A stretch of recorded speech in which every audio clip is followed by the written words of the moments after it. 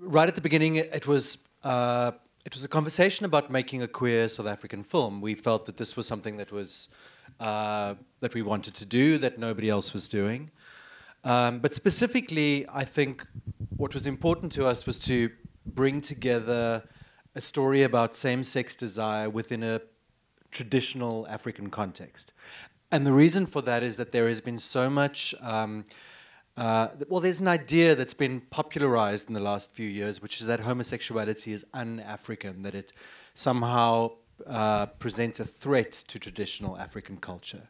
So this is a very strange notion, and we felt that we wanted to make a film that not necessarily railed against that idea, but that really kind of went to the crux of those notions: traditional African culture and same-sex desire. Yeah. Now, the whole passage of manhood, the whole circumcision, is that extremely Are there two sides of this over in South Africa? An old generation that wants to sustain this, and a new generation that wants to get rid of it because they think it's unhealthy? I think it's two sides on both ends, where there are old people who feel that it needs to be renegotiated, and there are old people who feel that it should be maintained.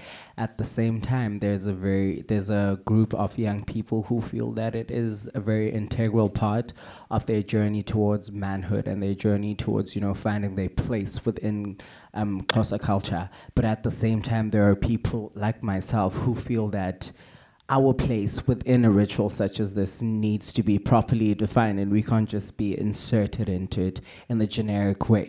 They need to make specific considerations for the fact that a gay man can come into this wanting to learn how to be a man. What lessons does a gay man take away from this? What lessons does perhaps a trans man take away from this? What lesson does a man who doesn't want to live up to these, unattainable expectations of manhood and masculinity that sometimes our culture presents? What do they take away from this? So it is very polarized on both ends of the spectrum. Tell us about how you found the role. You liked the story, didn't you? So I was in second year. I was in university. I was doing a drama degree. I was in performance studies. Absolutely hated it. It was awful. I didn't know what was going on. I thought, I made the biggest mistake. I should have just gone into accounting. I would have been rich. I would have been wealthy. Yes. And then a friend of mine sent me a poster. And the interesting thing is that they had auditions at my university, and I didn't know about them. So I decided, okay, let me go to this. 2 days before, there was a film that I was supposed to audition for, but I didn't. So I just thought, okay, let me do this one. Just trust, okay, it's going to work out. So the very interesting question for me when this film came along was, do I go there as myself? I mean, you can see how I'm dressed. This has always been me. Or do I go there as a conventional actor? Do I just go there in jeans and a t-shirt so that they just see, this blank canvas that they can paint over? Or do I go there already as someone heavily characterized? So I didn't have time to change when time for the audition came. So I went there literally in a black crop top, black ripped jeans, and a black floor-length coat. And I thought, okay, I don't know what's going to happen, but let's make it work. So I went there and encountered John, and he was very in it, and he seemed like he wanted serious actors who could, bring something to the film. And I thought, oh, girl, you're never going to be able to crack this. Just go home. But I think what did attract John to me and what I brought to the film was exactly that, the fact that I could come into this space with, acting in itself has so many, boundaries and rules and things that can't be moved. So to encounter someone who came in already breaking that, I think was what was the most interesting thing. So that's how I found the role. And because I am someone who, I'm a man and I identify as a man, but my presentation does, people don't always make the connection between someone in a sheer catsuit, heels and braids, and a man. So to go there was a very powerful statement on my part to say, look, I am a man, and if you say you're making a film about challenging ideas and ideals of said masculinity and manhood, surely then you should consider, you know, my representation and what I offer to this idea of manhood. That's all true. You're brilliant in the movie. Thank you so much. He is brilliant, and I just want to add to that, you know, we put together a cast of all first language Xhosa speakers, all men who have been through the initiation themselves. So in a sense, all of them representing something very personal and very important to them, with the exception of Niza. Niza is a Xhosa man who has not been through the initiation for his own reasons, as he's just stated. And that was a very exciting prospect for us. We needed a provocateur. We needed somebody to take that stance of defying and resisting and rebelling against tradition. And like Niza said, he walked in on day one, and that's who he was. So bringing those conflicting energies together was a very conscious choice and a very fruitful one, something that really paid off for us. Yeah. So for me, accessing this, I think, wasn't the easiest thing to do.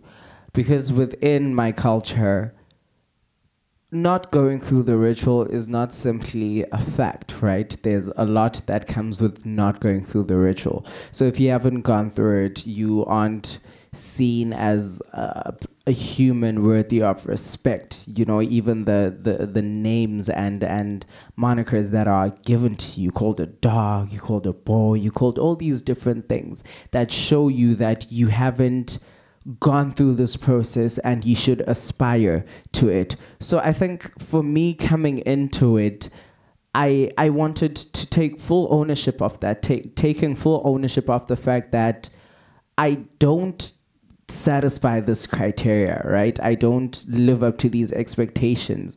But I do feel that, and I'm absolutely entitled to feel that I have every right to assert my identity as a Xhosa man. Because if I'm not a Xhosa man, then what am I? Am I a floating spirit? Am I a blob in the air? So it became very important to me to construct my own identity of what it means to be a Xhosa man. So making the film was the first attempt at that. And after making the film, then I wrote a tribunal in one of the biggest publications in South Africa about what exactly the film meant for me and why I felt that I had a stake in making the film, because so often we find that tradition is kept so sacred and is preserved precisely because of its sacredness and what it means to everyone else. But the important question becomes, if I do not tick the boxes of, you know, tradition and culture and ritual, where does that leave me? Does culture still benefit me? Does it still include me? And if it excludes me, whose am I if I do not belong to Xhosa people? So making this film was a direct confrontation of those whole ideas. Because standing here right now, there's nothing else that I would like to be but a man who belongs to that ethnic group, right? But there are so many people within that ethnic group who feel that I don't have a stake in being a part of this film. I don't have a stake in speaking about anything that has to do with manhood and so forth. So for me, accessing the film and accessing the role had a lot to do with my personal entitlement to asserting my own identity and challenging those ideas. I've always been someone who doesn't take things as they come. So even when I remember my grandfather, before I auditioned for the film, he asked me, so it's time, you're 19 now, is it time, it's time for you to go, do you want to go?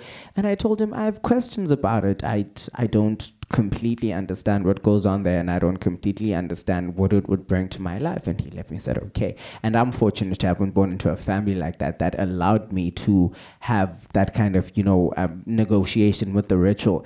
And the following year, after I'd secured the film, he asked me again, so do you want to do it? This time I was fully confident in myself. I knew that no matter what, I've got this amazing film coming. Yes, life is coming together. So I told him, no, I'm not going to do it. And he said, okay, 100%. 100%. And the point I think that came across from there is that no matter what tradition prescribes, no matter what ritual prescribes, autonomy and agency is something that should never be taken away from anyone.